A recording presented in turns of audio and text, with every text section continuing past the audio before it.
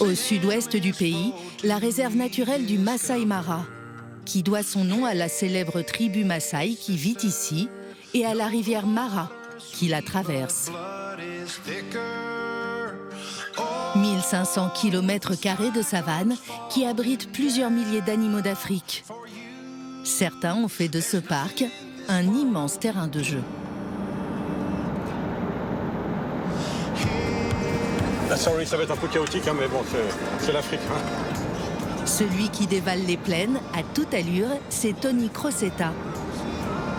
Ça, c'est Crocetta, c'est une hyène tachetée.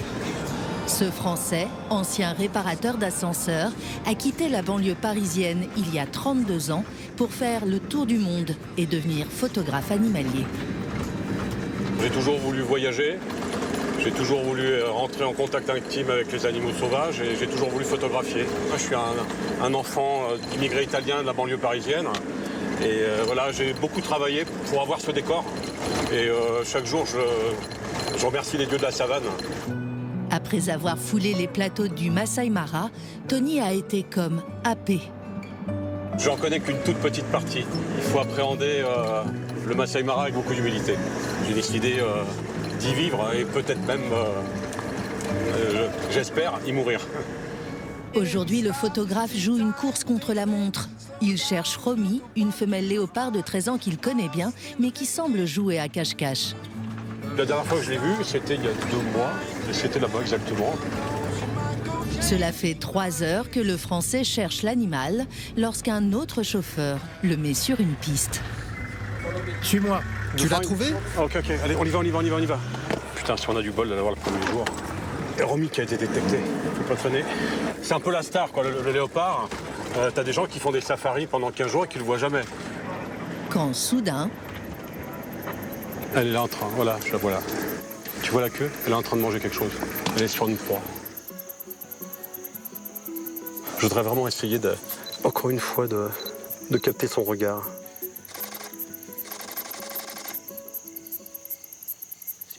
Oh, ce regard. Oh là là, ce qu'elle est belle. Ce qui est terrible à dire, c'est qu'il y a un jour, je ferai la dernière photo de Romy. Ça restera le léopard de ma vie. Pour continuer de photographier Romy et les autres animaux sauvages, Tony a d'abord fait construire en pleine brousse cette cabane perchée autour d'un arbre centenaire. Il y a une particularité, c'est qu'il n'y a strictement aucun clou, il n'y a absolument rien, il n'y a aucune vis qui rentre à l'intérieur. En fait, la cabane vient épouser la forme et voilà, elle est juste soutenue par des câbles. C'est devenu une tour d'observation extraordinaire. Tout peut arriver à n'importe quel moment. On peut voir un lion débouler ou des éléphants, comme ce matin, qui peuvent venir là, se baigner. À cette heure-là, c'est possible. Si le Kenya est connu pour ses hôtels de luxe qui ont poussé un peu partout, ce n'est pas le choix qu'a fait Tony. Pour une immersion totale, le Français a ouvert ce camp de base sommaire en 2008. 11 tentes en pleine nature, aucune barrière n'empêche les animaux de le traverser. Salut Carole. Bonjour. Ça va ? Bon, oui. Bon, je suis contente. Ça se mérite un marin. Ces 2 Français, Carole et son mari Christophe, sont venus tenter l'expérience. Allez, on y va. D'accord, tout va bien ? Première fois au Kenya. Après un vol de 7 heures, puis 5 heures de route en pleine savane, ils découvrent ce que sera leur habitation. Waouh! Oh, c'est super. Ah ouais, non, sympa, vraiment super. Une simple tente, mais tout confort. Ah ouais, t'as même la douche. Ah bah ouais, attends, c'est quand même au confort. Hein. Honnêtement, c'est époustouflant, quoi.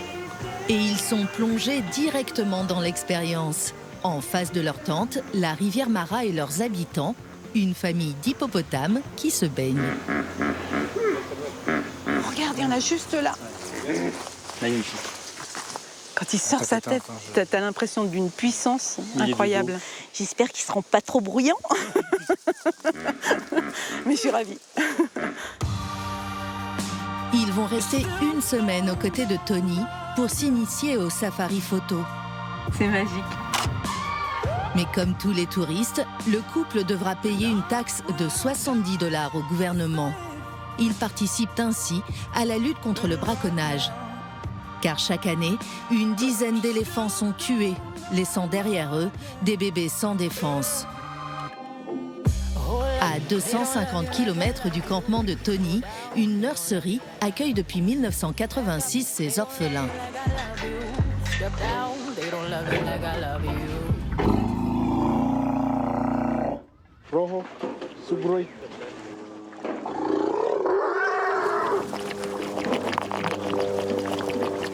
Ils ont tous faim et tous adorent le lait.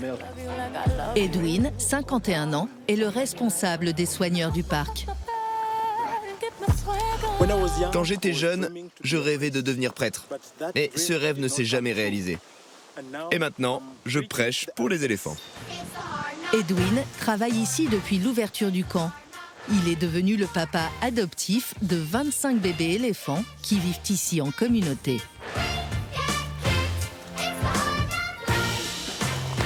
Comment tu vas? La forme? Pourquoi tu mets de la boue sur mon visage? Lui, il s'appelle Bandini. Il a environ 3 ans. Et il a été sauvé à Shilyu Hills, dans le parc national de Tsavo. Un travail précieux mais long. Il faut 10 ans d'adaptation avant de pouvoir relâcher l'un de ces éléphants dans son milieu naturel. Je suis vraiment très heureux quand je les vois retourner à la vie sauvage. J'ai le sentiment du devoir accompli. C'est l'objectif principal de notre présence ici. L'orphelinat est exclusivement financé par des dons. Parmi les bienfaiteurs, des personnalités comme Victoria Beckham, Gisèle Bündchen ou encore l'animatrice Hélène de Générès et sa femme Portia de Rossi. Ici sur ces images en 2018.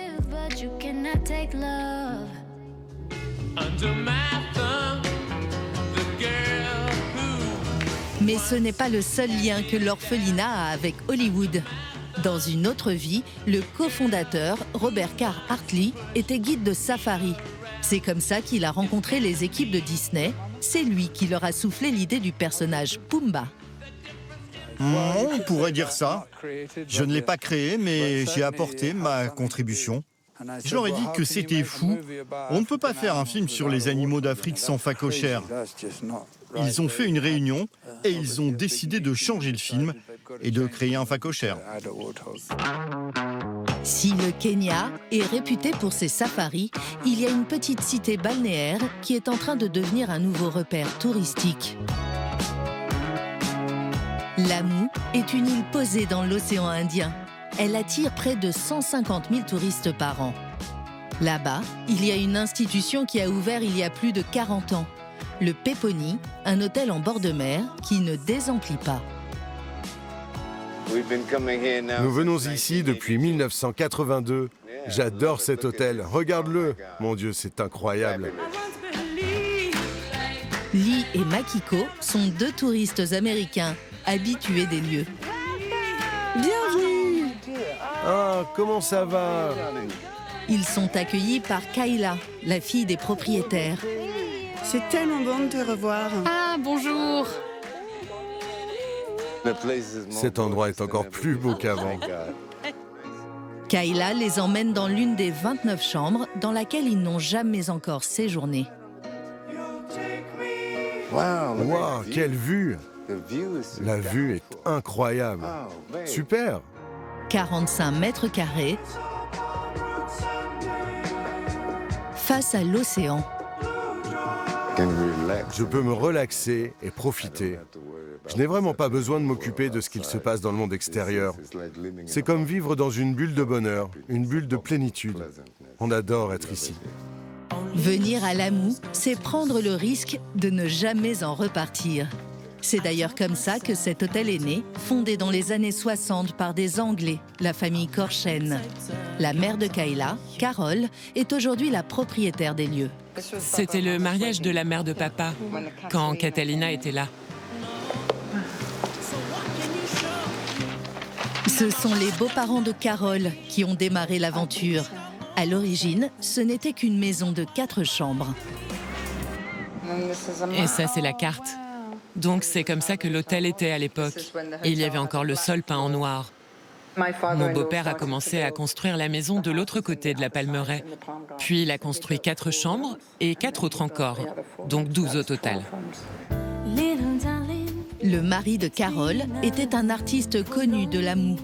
C'est lui qui a fait de l'hôtel un repère confidentiel où descendent dans les années 80 les stars américaines comme Mick Jagger et sa femme Jerry Hall.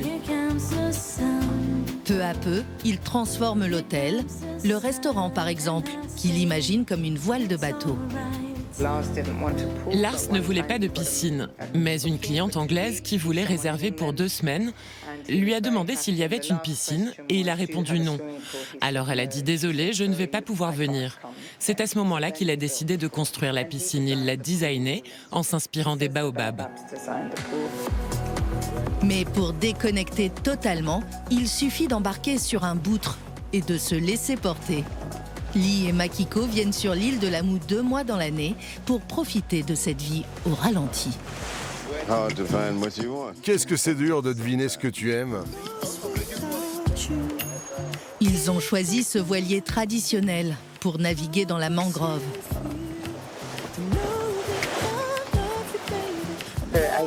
J'adore cette mangrove. Je ressens l'énergie et ça me donne envie de protéger la nature. Ils ont beau venir sur l'île depuis 40 ans, ils s'émerveillent encore des paysages. Je pourrais être un milliardaire, ça serait la même chose. Qu'on soit riche ou pauvre, c'est la vie qu'on mène quand on vient ici. Les mêmes plaisirs simples et la même joie pour tout le monde. À Lamu comme sur le continent, la douceur de vivre du Kenya attire à nouveau les touristes après 2 ans de pandémie. Le pays a enregistré une hausse de 50% de fréquentation l'année dernière.